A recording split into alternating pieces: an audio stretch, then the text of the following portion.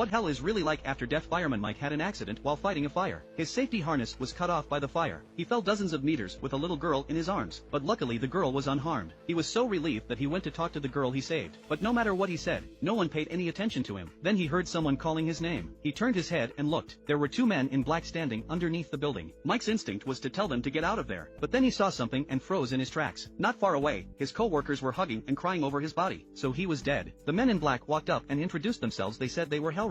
The girl looked happy, because the card in his hand says nobleman. This means that the Mike in front of him is a rare dead soul in hundreds of years reacting. Mike kept backing away. He can't die. He still had an old mother to take care of, but his body began to rise involuntarily. He disappeared into the vortex. Mike was taken to the entrance of hell. It's filled with the recently dead. According to the penal code of hell, he has to complete the 7 judgments within 49 days. He has to be cleared of all charges before he can be reincarnated. Here he met the two messengers team, Jiang Lin. The female emissary pushed Mike's card into the entrance of the machine. A huge character of righteousness immediately appeared on the top. The title of nobleman is well deserved, but they didn't realize that the first thing Mike encountered was a murder prison. This means that murder is the least serious of the 7 crimes he has committed. But the problem is that Mike has never killed anyone before. Jiang Lin explained, if someone dies as a result of your words or actions, then you will also be convicted. Suddenly, the ground collapsed under Mike's feet, turned into a world of lava. Countless convicted people were burning in the lava. Mike tried desperately to save them, but he was stopped by King Biancheng, who was in charge of this place. The judge of hell began to read out Mac's charges. It turns out that during a firefight, Michael